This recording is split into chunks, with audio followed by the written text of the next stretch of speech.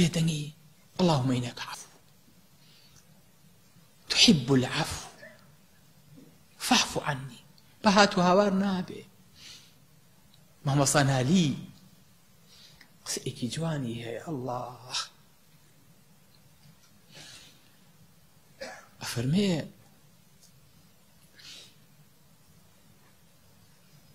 دانیشید زیکرەکەی تۆڵێ حی حی حی خوا ئەمەی نابێ ئەمە لە دەنگی حیواناتە چێ ئەمە لە دەنگی حەپە چێ ئەڵێ ئەم داواکانی لەخوا مەکە بە ناوی زیکرەوە بە بێدەنگ دانیشە خەریکی عەفوو بە بەیتێکی زۆر خۆشی هەیە ئەفەرمێت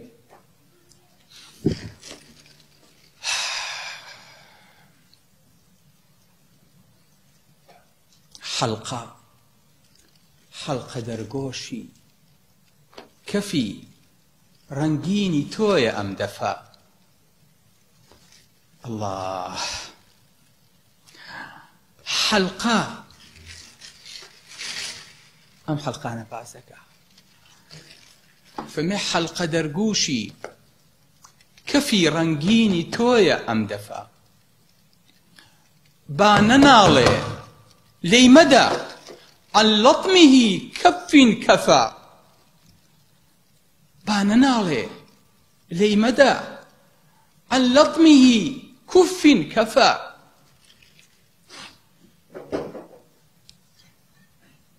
نەی کە صاحب سرە سەر تاپە بە ئەمری كنا ظاهري قف على سري وظاهر قفقفا الله نيك صاحب سرة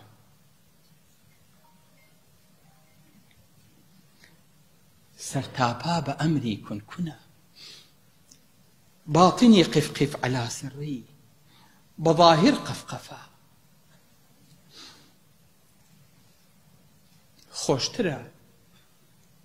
خۆشترە عوزری گوناحکاران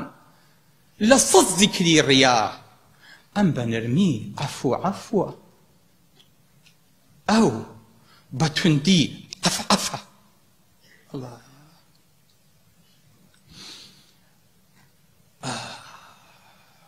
ئینجا زاین ئەو پیاوان لە چ مەجلیسێکا ژیاون ئینجا زاین چۆن حاڵی بوون کافرمێت حەڵقە دەرگوشی فەرمی ئەم حەڵقەی کە بێرەوەیە ئەمە عەبدی خۆتە ئینسان ئەمە کە هاتووەتە بەردەستی تۆ ئەمە هاتووە بەندەی تۆیە ئەم حەڵقانەی کە پێوەیە ئەمە حەڵقەی بەندایەتی و عەبدایەتیە کراوەتە گوێچکەی حەڵقە دەرگوشی كفي دستي يعني كف يعني دست لب كفي رنگيني أفرميك أما أوار رنگ بوا تو أو نو بياك شاو دستي بيا هناوا رنگي دستي قرتوا رنگي دستي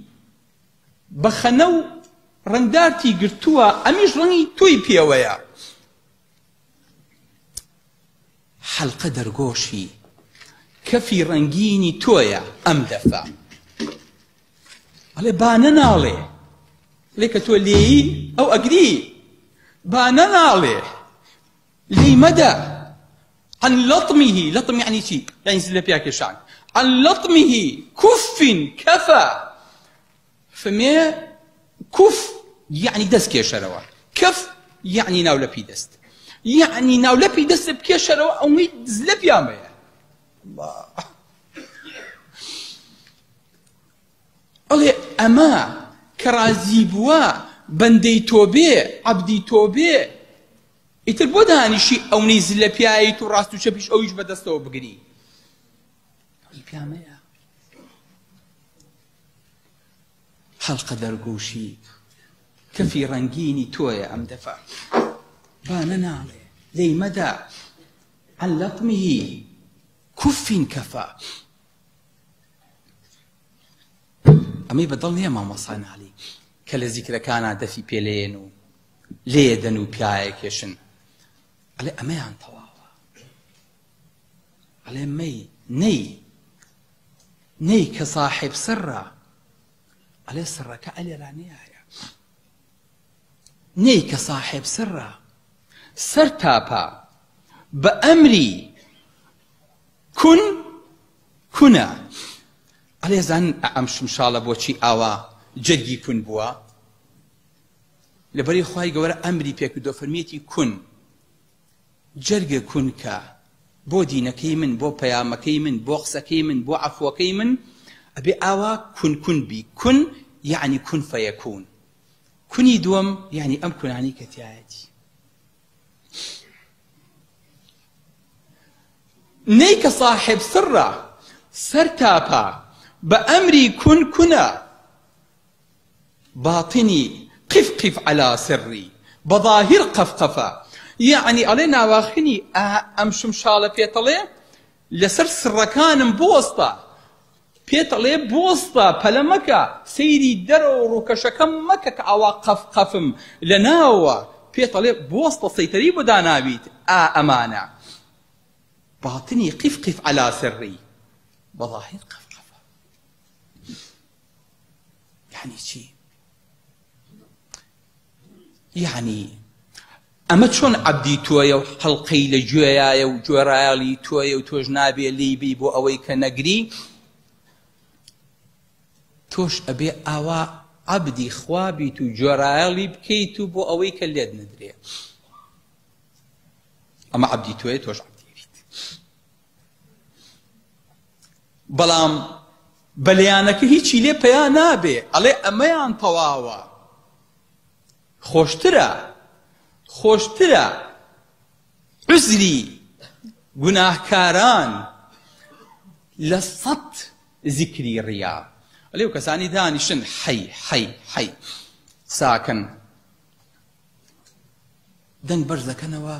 هیچیان لێ حاڵی نابێ ئەمە ڕووکەشی ئیشەکەیە کە هاتوو هاوار و دەفەکەیە لێ دەیت بەڵام باطني قف على سري بظاهر قفقفة ناواخنك بيطلع بوسطة قف على سري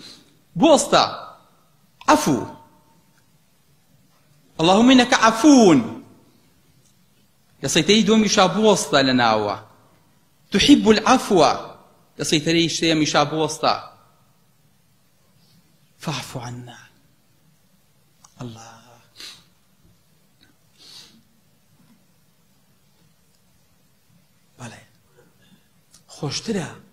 خۆشترە عوزری گوناهکاران لە 100 زیکری ڕیا ئەم بە نەرمی عەفوە ئەو بە توندی عەفعەفە لە زیکری گوناهکاران زۆر خۆشە کاڵێن عەفو خوایە اللهم إنك عفو تحب العفو فاعف عنا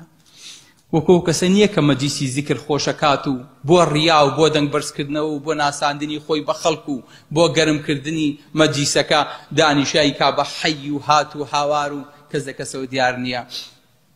هەڵێ خۆشترە عوزری گوناهکاران هەڵێ ئەم گوناهکارە چەند خۆشە کە ئێوێ تۆبە بکە بە بێدەنگ ئەڵێ خوایە گیان عەفوم بکە بەڵێ سبحان الله ئەم پیاوانە چۆن تێگەیشتوون یعنی مامۆستانالی پیاوێکی مشریک نەبووە دانیشێت دەهۆڵ بکتێ و دەف لێ بات و زیکر و مەجلیس گەرم کا و قەناعەتی پێی بێ نەخێر قەناعەتی بەوە بووە کە ئینسان لەگەڵ خوای گەورەیە بە دەنگێکی نەرم ئیذ نادا رەبەهو نداء خەفیە بە دەنگێکی نزم شمشاڵ ئاسا لەگەڵ خوای گەورەیە بدوێ و سڕەکە ئالێرانەیە نەک ئەلێرانەیە بەڵێ